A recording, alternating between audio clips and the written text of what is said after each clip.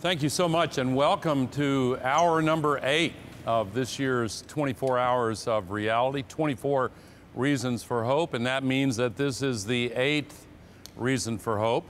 And it starts with an action taken by President Obama, who showed historic leadership on the climate crisis, and over the past 2 years, unveiled new regulations involving the burning of coal that will forever change the makeup of the American energy system. More is needed. He tried to pass a crucial bit of legislation in his first year in office, and that's an old story that doesn't need to be retold.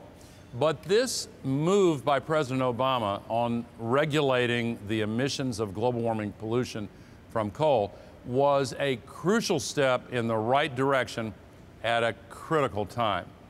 The world needs leadership from the United States. And let me just pause on that for a moment because it's really important.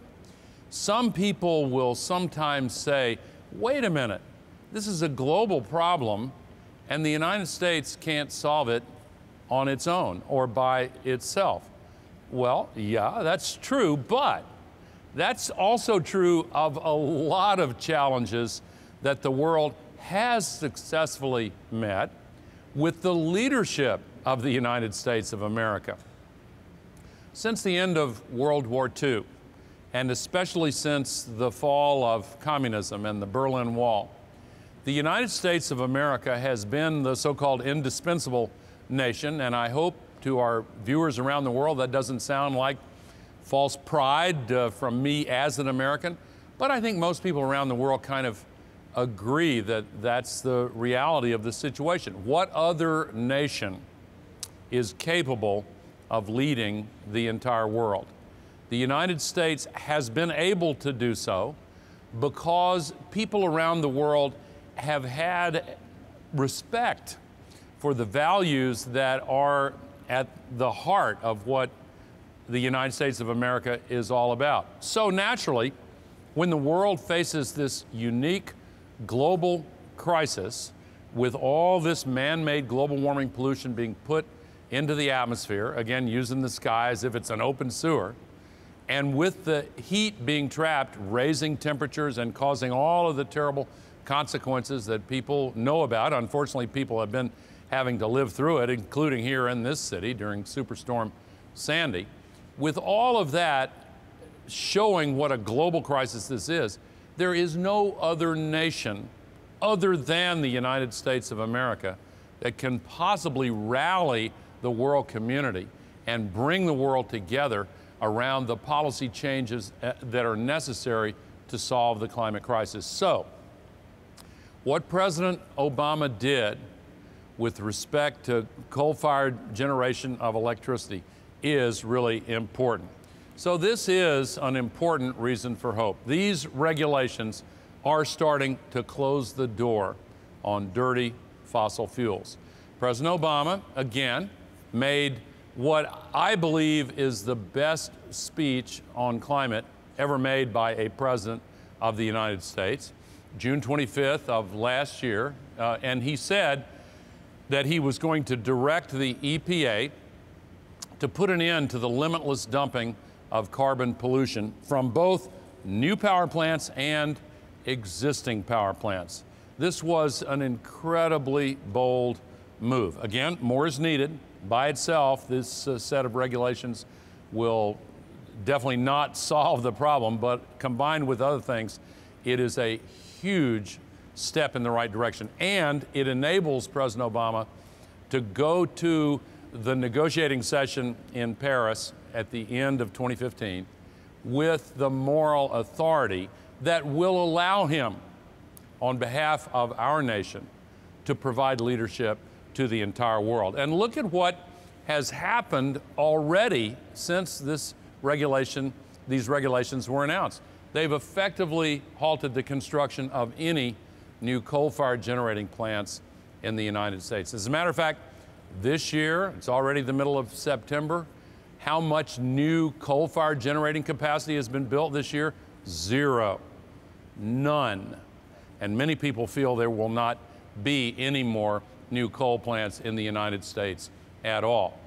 These plans unveiled by the president to cut emissions from existing power plants by 1/3 before 2030 really represented inspiration to those of us who have been fighting to get solutions to the climate crisis.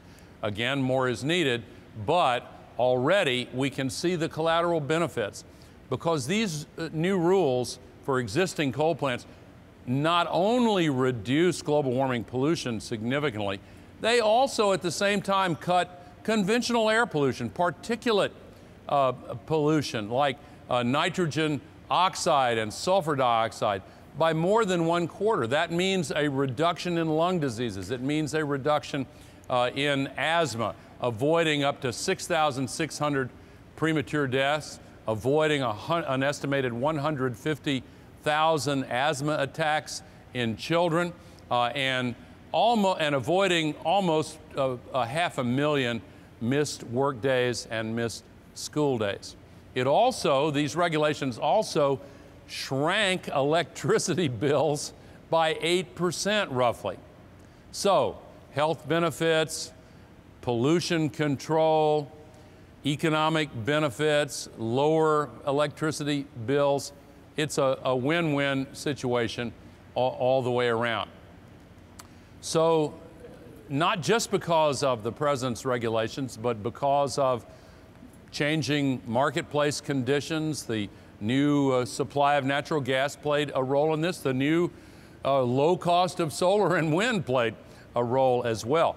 And also the activism by people who went out and said, we no longer want to have these coal plants near our homes, and we don't want new ones to be built.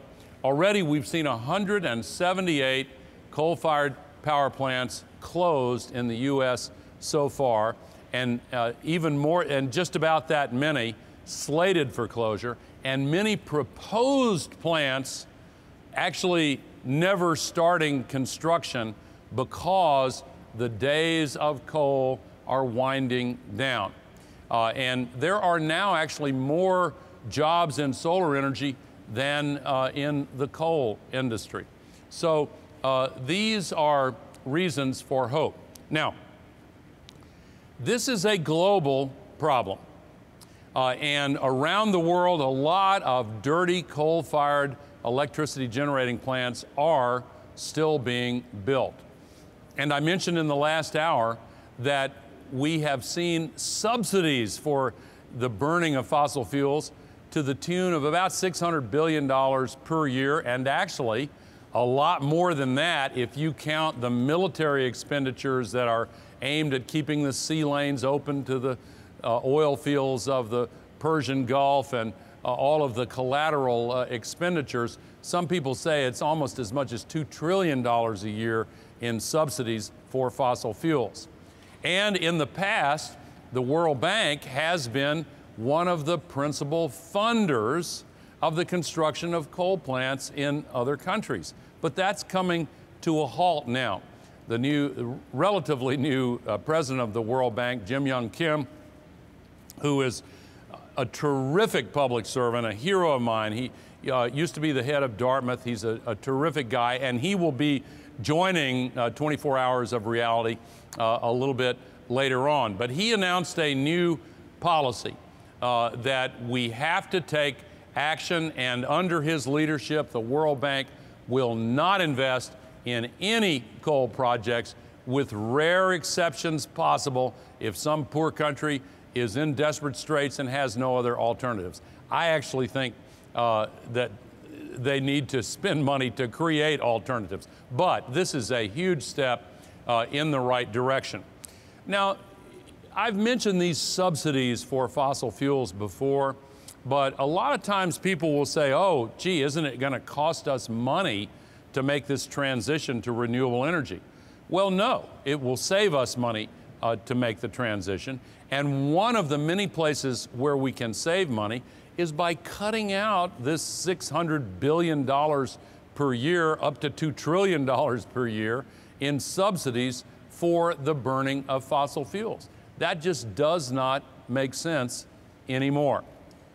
It's also important to mention that some of these large carbon polluters, including some of the electric utility companies that burn coal to generate electricity, have been secretly providing funding to some of these dark money pools to try to impose new regulations to discourage the renewable alternatives to the burning of coal.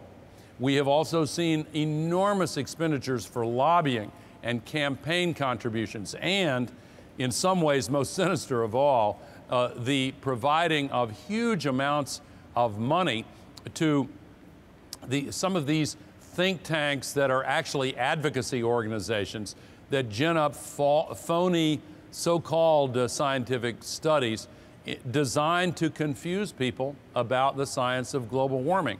So the toxicity of this coal burning industry needs to be addressed really across the board. We need to move to clean, renewable energy and get on with it. During this hour of 24 hours of reality, in some ways, this is a pivot point, because the fact that coal burning is going out of style, the fact that we are closing the door on the age of burning dirty coal, polluting the skies, and creating all of the health problems associated with coal is really an extremely hopeful sign of progress. But bear in mind, they are fighting back.